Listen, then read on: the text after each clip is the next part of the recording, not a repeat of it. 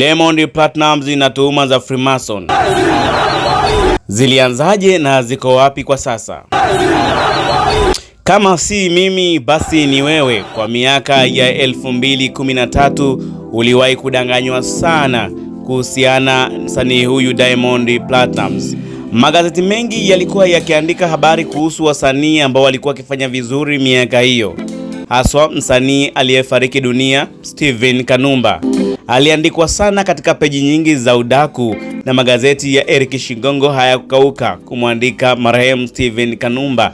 Lakini Diamond Platnumz aliweza kuvaa kiatu cha marehemu Steven Kanumba, na yeye ni miongoni mwa watu ambao walizushiwa skendo hizi za kuitwa kwamba ni Freemason. Nafikiri hata wewe ulikuwa ukiamini kwamba Diamond Platnumz ni Freemason. Ukihisi mafanikio ambayo alikuwa akiyapata hazikuwa juhudi zake, hazikuwa nguvu zake, bali ni nguvu zisizo za kawaida, kwa maana ya kwamba jamii hiyo ya siri Freemason ilihusika katika mafanikio yake.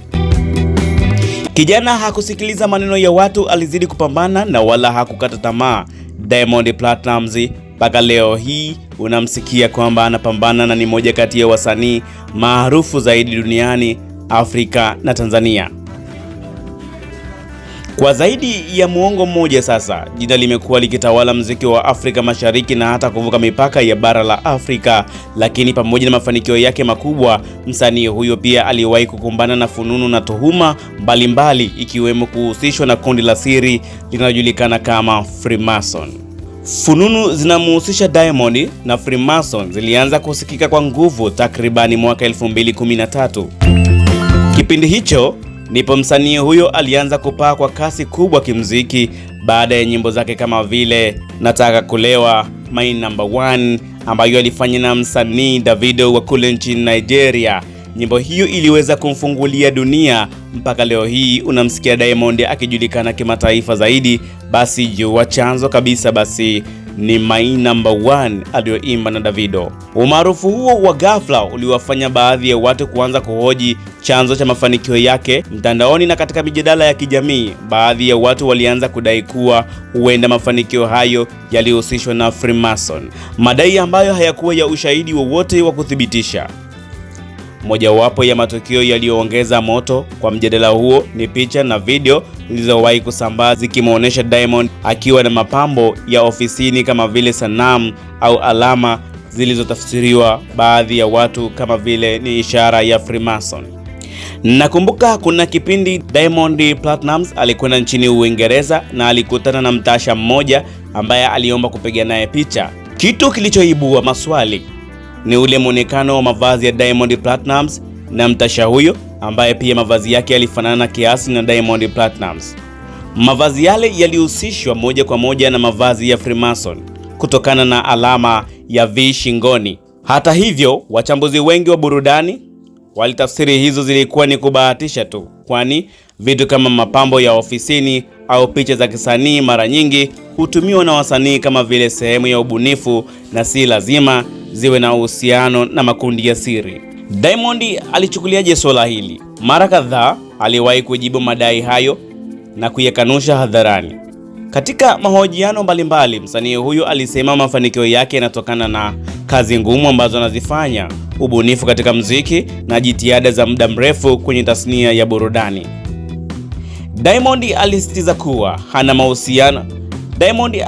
kuwa hana uhusiano wowote na Freemason na kwamba watu wengi huanza kuhusisha mafanikio makubwa na nguvu zisizoeleweka pale tu wanapomwona mtu anapiga hatua kwa haraka. Je, mpaka sasa Diamond Platnumz anahusishwa na Freemason? Kwa sasa mjadala huo umepungua sana ukilinganisha na miaka ya awali. Watu wengi wameanza kuelewa zaidi jinsi tasnia ya muziki inavyofanya kazi, ikiwemo uwekezaji mkubwa, mikataba ya kimataifa na nguvu za mitandao ya kijamii katika kukuza wasanii. Aidha, mafanikio ya wasanii waliotoka chini ya lebo hiyo yameonyesha kuwa Diamond pia ni mfanyabiashara na mwekezaji mkubwa katika muziki, jambo linaloeleza kuwa kiasi kikubwa cha chanzo cha mafanikio yake ndicho hicho.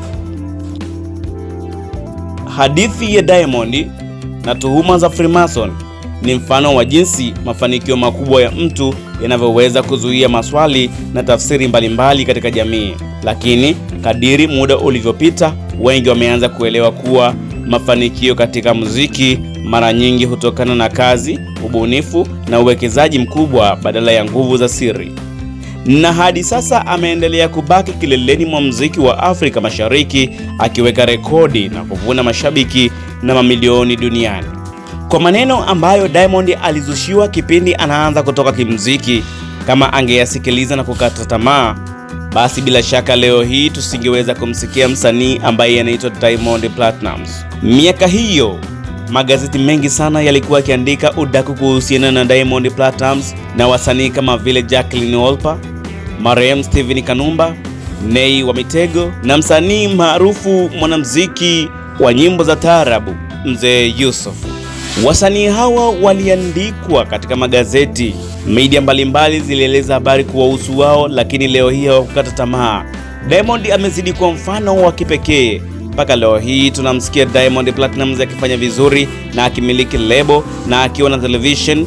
Hii inaonyesha ni jitihada ambazo alizionyesha. Hata hivyo, watu wamepata uelewa kuhusiana na mafanikio na namna mafanikio yanavyopatikana, kwa sababu hata sasa hivi si kwenye muziki peke yake. Tunaona wasanii ambao wanafanya sanaa ya maigizo wanapata pesa nyingi sana, na wanatoa shuhuda ni wapi wanazipata pesa hizo. Hata hivyo, watu wanaona live jinsi wasanii wanavyokuwa maarufu na wanavyopata matangazo ya biashara. Hii inawekwa wazi na watu wanapata mafunzo kwamba namna gani Diamond alipata utajiri huo kwa miaka hiyo ya nyuma, na si Freemason kama wengi walivyokuwa wakiamini. Hivyo muda ni wakati mzuri sana. Funzo la kujifunza hapa: kama watu wengi wana mawazo tofauti juu yako wewe, basi usizungumze sana na usitumie nguvu nyingi kuweza kujitetea juu yao, hata wakati uweze kuzungumza.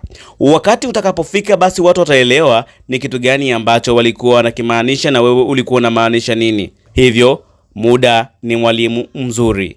Mimi ni Steven Kamil na hii ni Spruce Online TV. Hivyo basi usiache kusubscribe, kulike, comment na kushare ili uwe wa kwanza kupata update na makala.